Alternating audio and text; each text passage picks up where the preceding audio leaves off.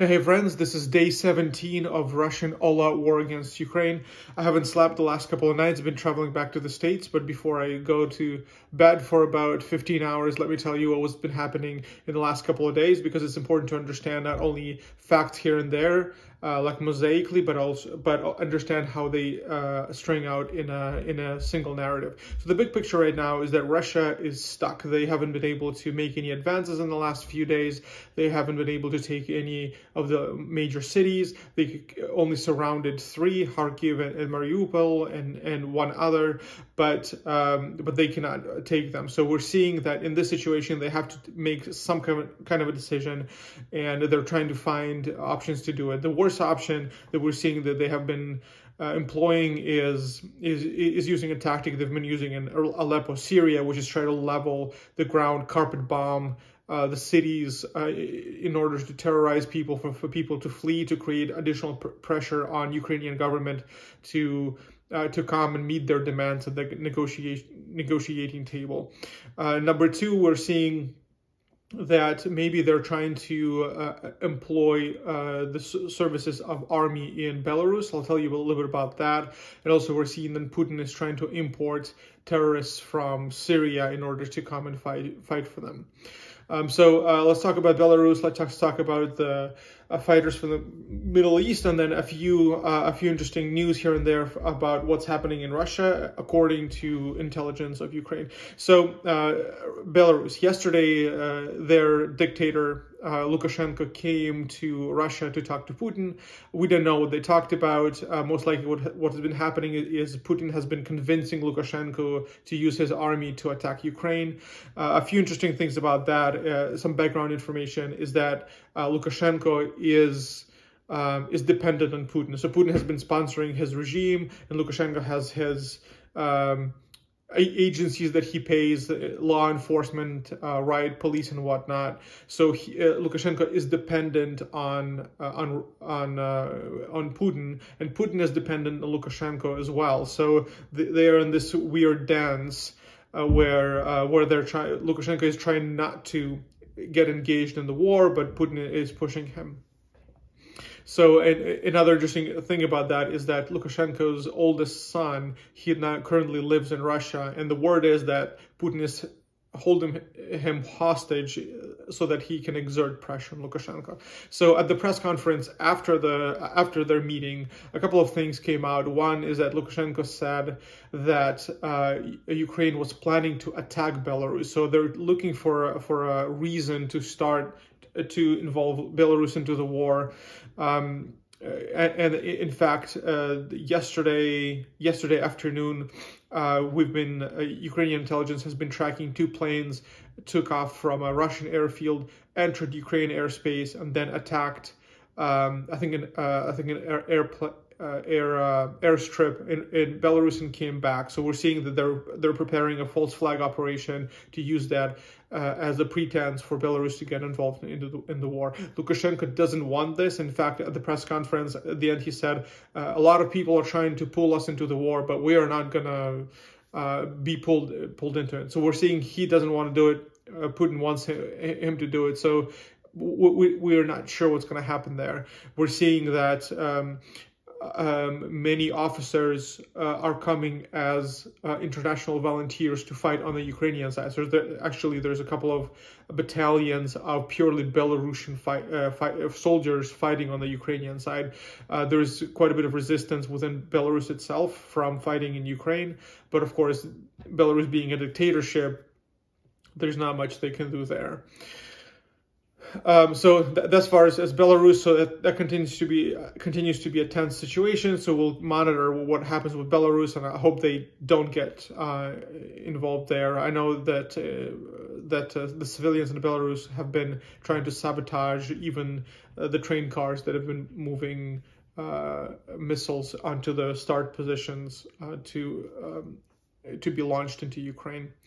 Another thing, 2 days ago, Putin was holding his defense council in Russia, and then it was televised. Of course, it's all for propaganda purposes. I don't think that's what they really talk about at their councils. But he's saying that we're gonna open up this involvement in Russian army to international battalions as well. And he specifically mentioned 16,000 volunteers are already on the way. The reason he mentioned 16,000 volunteers is because last week our President Zelensky had announced that there's been 16,000 volunteers coming from all over the world to fight on Ukrainian side. So this is his response. But as we see, the fighters that he is inviting, or they're not actually volunteers, but he is importing fighters from Syria. Some of them are ex-ISIS, so they're really terrorists coming to fight on Ukrainian side. On the Russian side. And by internal information, they're being paid something like $200 to $150 a month, which is going to be interesting because Russia doesn't have any dollars anymore. They're not importing currencies, and I doubt that ISIS fighters will want to be paid in rubles.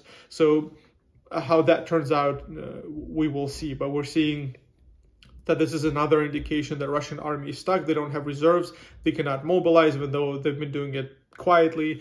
But that's not enough. Their their offensive initiative is petered out, so now they're looking for ways to come out. Somebody, my friend, sent me a podcast from NPR, I think Fresh Air, and there was a specialist on Russia there talking about, well, we don't see any other way, but Putin has to find some kind of a victory or frame something that happens in the war as a victory, and that's the only way that this war could be over.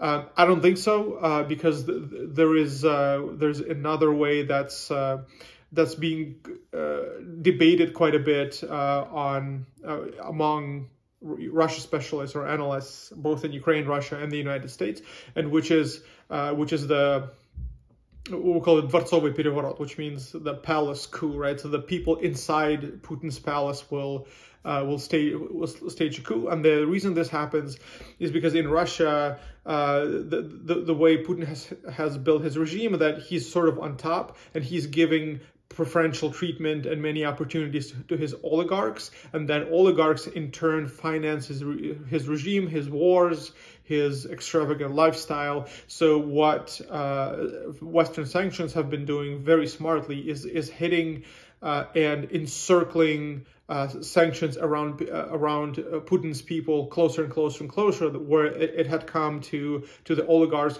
who directly finance him now. So, for example, one of these guys by the name is Roman Abramovich. He, for example, owns UK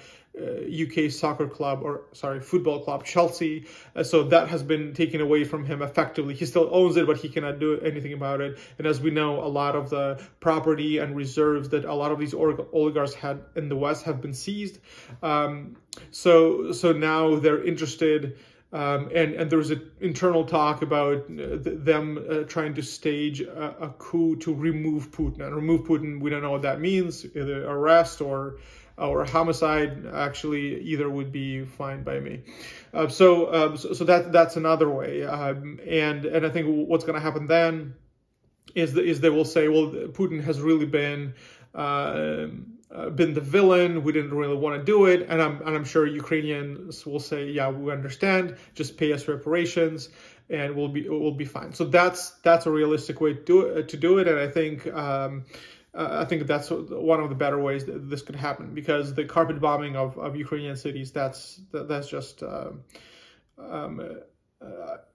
nobody's gonna stand for it. I hope for much longer, especially with the sanctions. Another interesting news about the sanctions is that, as you remember, the central bank in Russia was holding a lot of their reserves in Western banks, which had successfully frozen those reserves. There is out of 639 billion, I think 419 have been frozen in Western accounts. So now Ukrainian diplomacy is arguing for those funds to be used to restore Ukraine. And the way that Russia had been accumulating the reserves is basically depraving their own people of any kind of help. So for example, during coronavirus, while many countries were spending their budget for relief, for stimulus actions and stuff like that, Russia hasn't been doing anything like that. So they've been using this as a reserve for the time when they attack Ukraine and they need to weather the storm of sanctions. So now we see, ironically, that this money they cannot reach and is going to be used most likely for Ukraine.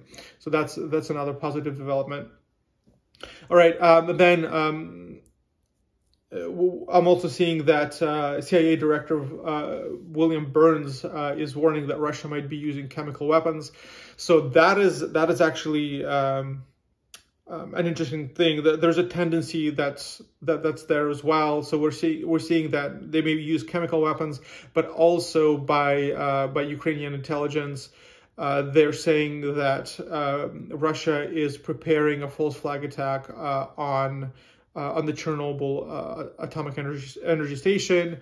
They're trying they're building up to some kind of a diversion to then accuse Ukraine and use it for a new wave of offense. So we'll be watching what happens there, because again, being stuck, it's important to understand what was happening globally. And globally is Russia is trying to find a way out, or a way to win, or reframe something as a win in this war in Ukraine. So they're trying to use different methods to do that. And of course, as any cornered animal, they can be unpredictable, and some of these things can be horrifying. So we'll see. I'm hoping nothing atomic or nuclear disaster is not going to happen, or any kind of terrorism in Chernobyl station. Another interesting thing, internal resources within Kremlin are reporting that Putin is furious, and because things are not going his way, Blitzkrieg has been stopped. But the reason that happened is because the internal agencies in Russia, they are not reporting to Putin the real situation. More particularly, it came out yesterday that Putin is already applying his own oppression, his own sanctions against the fifth agency of FSB, and FSB is sort of the equivalent of American CIA. So he's put the leadership under house arrest for two reasons. One reason is embezzling government funds. There have been around $5 billion over the last number of years that they have sort of pocketed, and that's, actually Russian corruption doesn't really help war effort in Ukraine.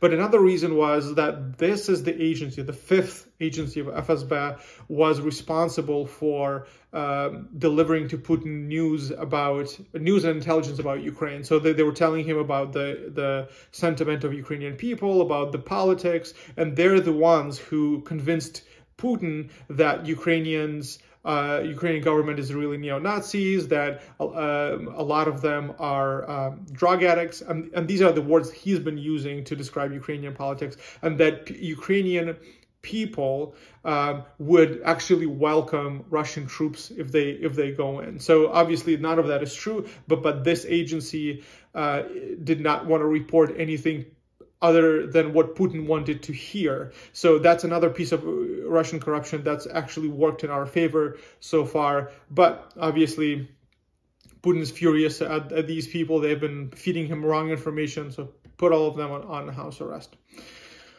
And then finally, read news yesterday that now the Ukrainian refugees have reached 2.5 million people.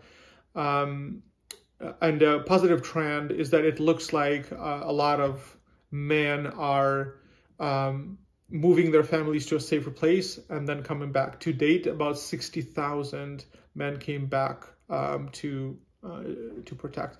It's interesting that even though there's a lot of volunteers, there's a lot of people who want to go either into armed forces of Ukraine or into the territorial defense, which is more of a guerrilla unit. There's no need for volunteers anymore. Lately, I've been seeing calls in Ukraine for people, like if you cannot volunteer, if you don't have a place either in territorial defense or in the army, please continue your business, please continue paying taxes, please continue buying things, because that could be a major problem in the future. So, for example, my parents from Cherkasy, even though Cherkasy is not being bombed, Cherkasy is relatively quiet, they're saying that the shelves are empty, it's nearly impossible to buy groceries, and the stores do not know when new supplies are going to arrive. So that's a worrying trend, because with the uncertainty of the situation from in the regions from which the stores would usually get supplies, there could be a shortage of produce, groceries, and such things. So that is a worrying situation, even though we're getting a ton of help from the West in terms of currency to stabilize economic situation. And for example, Ukrainian currency hryvnia has been very stable, and not nearly as much inflation in the economy overall as in Russian. But as far as when it comes to hard stuff like produce and groceries, it looks like it may be slim pickings there for a while. So that's not very good, and another motivation for us to try to end this war as soon as possible. All right, so that's all I have for today. Friday was quite a busy news day. Saturday was a little bit quiet. As we've seen in the last few days, Russian troops have not been able to advance, but they've been using this time to regroup and to come up with new tactics. So hopefully they will not find anything suitable and go back to Russia, and Ukraine will restore peace. But I'll keep you updated on what's going on in the future. Thank you, friends. Bye.